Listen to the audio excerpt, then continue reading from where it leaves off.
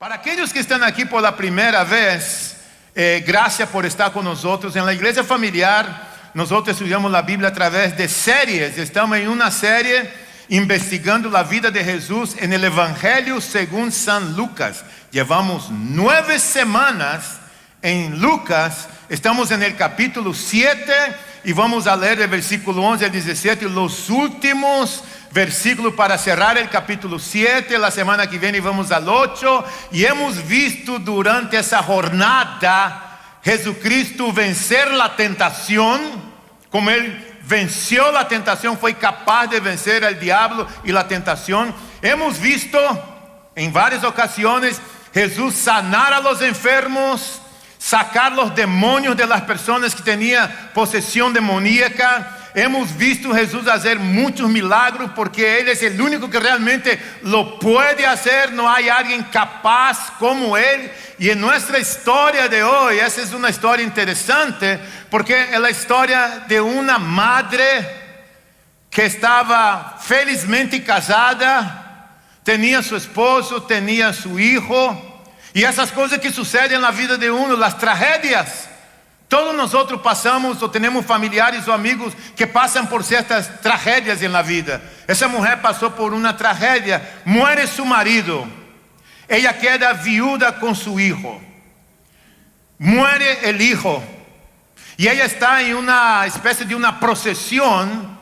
No sé si ustedes han visto en el Medio Oriente de vez en cuando en las películas o en el periódico, mejor dicho, en la internet, que en el Medio Oriente ellos llevan el cadáver en una camilla y muchos árabes y gente de esta área van cargando el muerto y la gente viene atrás cantando, gritando, más o menos una imagen como esta. Esta madre estaba a camino del cementerio para enterrar a su hijo muerto y ahora ella queda viuda, sin el esposo, sin el hijo, llorando, desesperada esa mujer. Cuando Jesús se encuentra con ella, se detiene, la mira, tiene compasión de ella y hace algo increíble con su hijo. Vamos a leer en Lucas 7, del 11 al 17, y vamos a ver 3 cosas importantes que yo creo que nosotros podemos aprender de esa historia y aplicar hoy a nuestra realidad. Por eso tú tienes ahí una tarjeta, en ella hay los 3 puntos del bosquejo, tienes un lapicero ahí enfrente de tu silla, lo puedes usar con toda confianza. Jesús es capaz, yo lo creo, Él es capaz de vencer la muerte, Él venció la muerte. Lucas 7:11. Poco después Jesús, en compañía de sus discípulos y una gran multitud, se dirigió al pueblo llamado Naín. Cuando ya se acercaba a la puerta del pueblo, vio que sacaban de allí a un muerto hijo único de la madre viuda. La acompañaba un grupo grande de la población de este lugar. Al verla, el Señor se compadeció de ella y le dijo: no llores, le dijo Jesús. Entonces se acercó y tocó el féretro. Los que llevaban se detuvieron y Jesús le dijo: joven, te ordeno que te levantes. Joven, te ordeno que te levantes. El que había estado muerto se incorporó y comenzó a hablar. Luego Jesús lo entregó a su madre. Todos se llenaron de temor y alababan a Dios. Ha surgido entre nosotros un gran profeta, decían. Dios ha venido en ayuda de su pueblo. Así que esta noticia acerca de Jesús se divulgó por toda Judea y por todas las regiones vecinas. La primera lección de esta historia para nosotros, y la podemos ver muy visible, es que Jesús está presente en tu dolor. Jesús está presente en mi dolor. Jesús está presente en el dolor de cada uno de nosotros. No te olvides de esta frase. Jesús está presente en tu dolor. ¿Te fijaste en la lectura que eran dos multitudes, dos grupos grandes de personas? De un lado viene la madre viuda con un grupo enorme de personas, una multitud, cargando el hijo de ella, su único hijo, en una camilla. Era una procesión fúnebre. Me imagino cómo iba esto. El dolor de la madre y un dolor profundo de esa mujer. Están cargando su hijo muerto. Ese es un grupo que viene desde acá. Del otro lado viene Jesucristo, una otra multitud con los discípulos y mucha gente. Dos multitudes en dirección opuestas, experimentando emociones diferentes, distintas los dos grupos. Y Jesús está yendo, tenía que caminar a cerca de 25 millas aproximadamente, cuando estas dos multitudes se encuentran.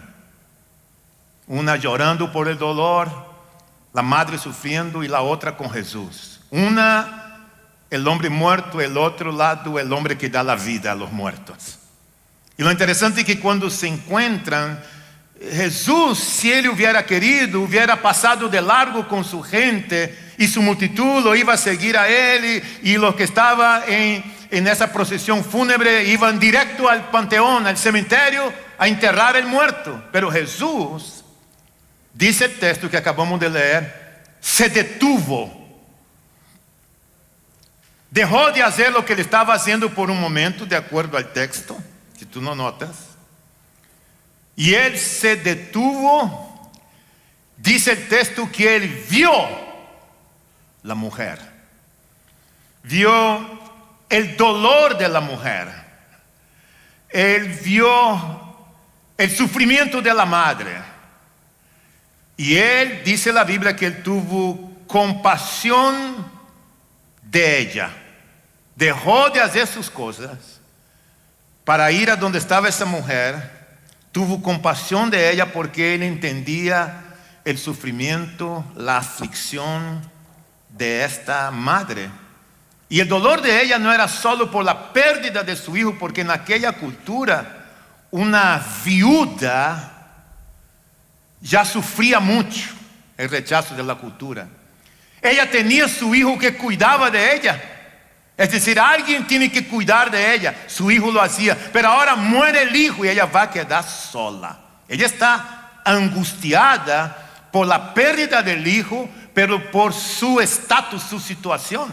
Es decir, esa mujer debería estar pensando, ¿qué es lo que va a hacer de mi vida? No tengo quien provea para mí. El rechazo de la cultura es un sufrimiento emocional simplemente terrible. Y Jesús dijo, no llores. Bueno, nosotros hemos dicho aquí en la iglesia a muchas personas, y hacemos consejería de la gente. A veces tú estás en una consejería o alguien empieza a llorar, o en tu casa tus hijos empiezan a llorar y tú dices como papá, no llores. Y a veces si eres un padre muy hispano, hombres que es hombre no llora. Si eres un buen mexicano, así de la raza de allá de mi pueblo, no llores, que esa es cosa de mujer, ¿right? Entonces muchas de las veces nosotros en nuestra inercia de querer aconsejar a alguien decimos, no llores. Déjame decir algo a ti, abriendo un paréntesis. Nunca digas a una persona, no llores. Deja que ella llore. Deja que ella llore. Dios nos dio las lágrimas con un propósito. No están ahí por casualidad. Y muchas de las veces las lágrimas de una persona en su dolor son palabras que ella no puede expresar con su boca. Las lágrimas hablan. Entonces, en el intento de consolar a alguien, nunca le dijo, no llores, hijita. No, deja que llores. De preferencia, no lo toques, no lo abraces. Deja que la persona llore. Es parte de su terapia llorar. Pero Jesús dijo, no llores. Pero lo que Jesús estaba haciendo no es lo que nosotros hacemos. El no llore de Jesús, lo que Él estaba diciendo a ella, en otras palabras, es: yo estoy contigo, yo te entiendo. Yo entiendo tu sufrimiento, yo tengo compasión de ti. Jesús no estaba regañando a la mujer. Jesús estaba dando validez a su dolor. En ningún momento negando el dolor de ella. Elizabeth, una psiquiatra muy famosa, ella hace muchos años atrás, 1900 y algo, ella escribió en su libro acerca de la vida y de la muerte. Elizabeth, intentando ayudar a aquellos que perdieron un ser querido, que quedaron sin un ser querido, ella empezó a hablar en su libro acerca de las etapas del duelo.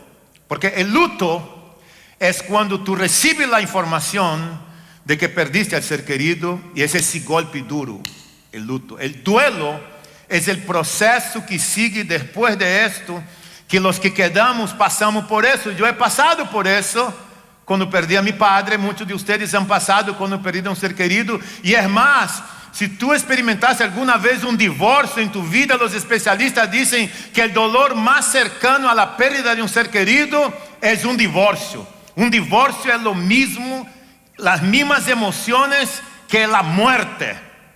Y Elizabeth escribió las 5 etapas del duelo.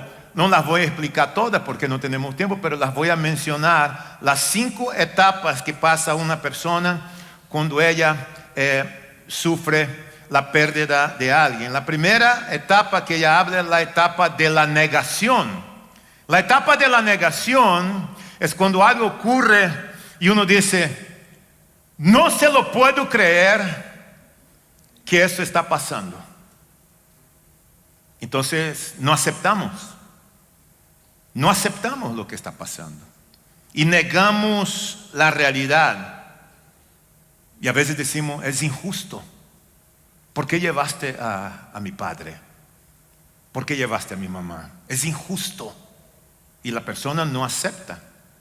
Lo mismo pasa en un divorcio o cualquier tipo de pérdida en tu vida. Siempre vas a creer que es injusto, y la etapa de la negación. La otra etapa que ella habla es de la etapa de la ira. Y esa etapa de la ira se caracteriza por el sentimiento de rabia, de resentimiento, de impotencia. Y esta etapa, las personas buscan un culpable. Si tú hubieras hecho algo, mi padre no hubiera muerto. Si tú hubieras hecho otro, no nos hubiéramos separado. Si tú hubieras colaborado, entonces buscamos un culpable para justificar la pérdida. Luego viene la etapa de la negación. He visto esta etapa mucho. La etapa de la negación, la negociación. La etapa de la negociación es como queremos negociar realmente. ¿Por qué no me llevaste a mí? Escuché a una madre un día decir: perdí a mi hijo cuando él era muy pequeño en un accidente. ¿Por qué Dios no me llevó a mí en vez de llevar a mi hijo? Como que tú quieres negociar. Él estaba muy joven, él no merecía, me hubiera llevado a mí.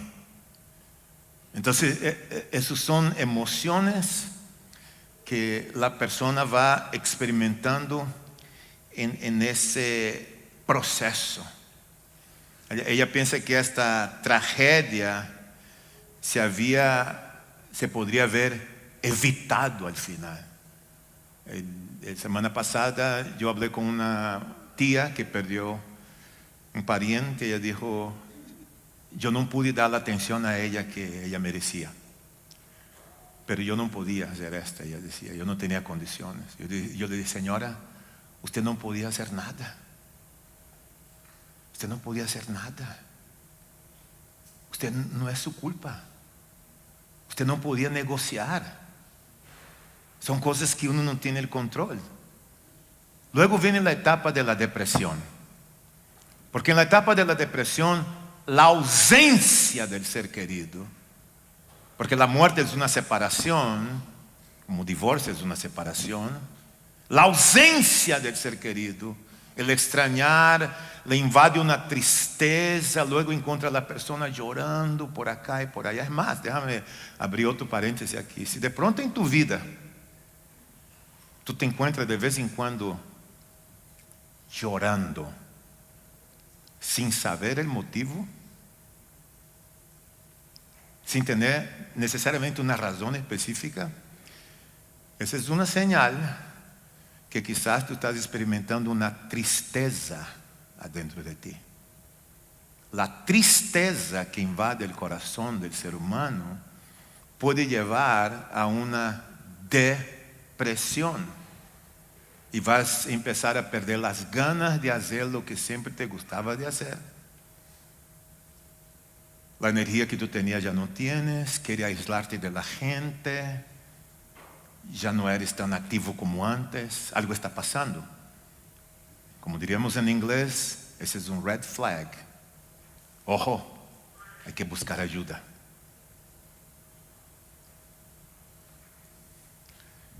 Porque la depresión, dependiendo del estado clínico de ella, puede acabar con tu vida.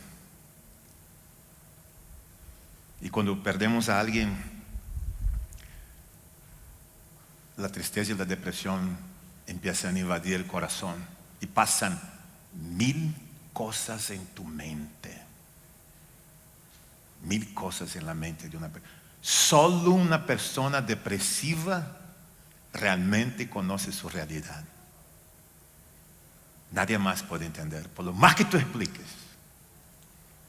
Luego Elizabeth habla de la etapa de la aceptación.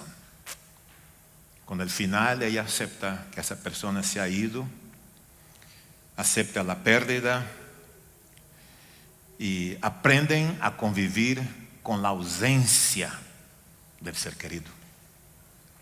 Esas son emociones. ¿Cómo se llama tu sufrimiento? Si tú pudieras poner nombre en él. Escúchame, Jesús ve. Él sabe, Él ve, Él se detiene, pone atención en ti. Y déjame decirte algo más, Él tiene compasión de ti. Tú no estás sufriendo solo. ¿Cuál área de tu vida necesita que Jesús pueda venir, intervenir y resucitar esto? Tú eres el único que sabe. Y lo interesante es que cuando Jesús se detiene, dice la Biblia que Él mira al muchacho, al joven, y dice: te ordeno que te levantes. Eso se llama autoridad. Jesús habla con autoridad. Él tiene la autoridad y Él habla con autoridad, y Él habla con autoridad en nuestras vidas. La semana pasada, si tú no estuviste acá, ese fue nuestro tema. Te aconsejo que vaya a las redes sociales y vea lo que pasó con un centurión romano que tenía 100 soldados bajo su mando. Vio a Jesús, mandó un recado por unos judíos religiosos: dile a Jesucristo que mi siervo está en la casa a punto de morir. Pero si Jesús solo di una palabra, yo creo que mi siervo se va a sanar. Porque él era un soldado, estaba bajo la autoridad y era autoridad y tenía soldados bajo su autoridad. Entonces él creía en la autoridad. Ese hombre creyó en la autoridad de Jesús. Jesús, ni siquiera tú tienes que molestarte en ir a mi casa. No soy digno, dice el texto, que entres debajo de mi techo, pero di una palabra y mi siervo será curado. ¿Sabe lo que dijo Jesús? Ni en Israel he visto una fe como esta. Esa es autoridad. El centurión se sujetó a la autoridad de Jesucristo. Y cuando Jesús habla con el joven, habla con autoridad. Jesús tiene la autoridad sobre la vida. Jesús tiene la autoridad sobre los demonios. Jesús tiene la autoridad sobre las enfermedades. Jesús tiene la autoridad para perdonar pecados. Jesús tiene la autoridad para enseñar y Él enseña con autoridad según lo que dice la Biblia. Pero ahora Jesús demuestra que Él tiene la autoridad sobre la muerte, porque Él mismo había vencido la muerte. ¿Sabe por qué Jesús tiene la autoridad? Porque Él es Dios. Él es Dios. Dios hecho hombre.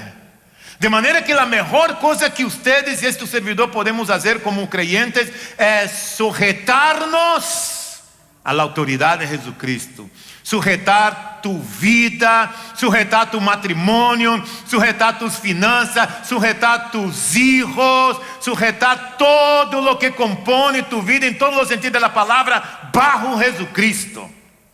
Porque la fe tiene que ver con aceptar la autoridad de Jesucristo.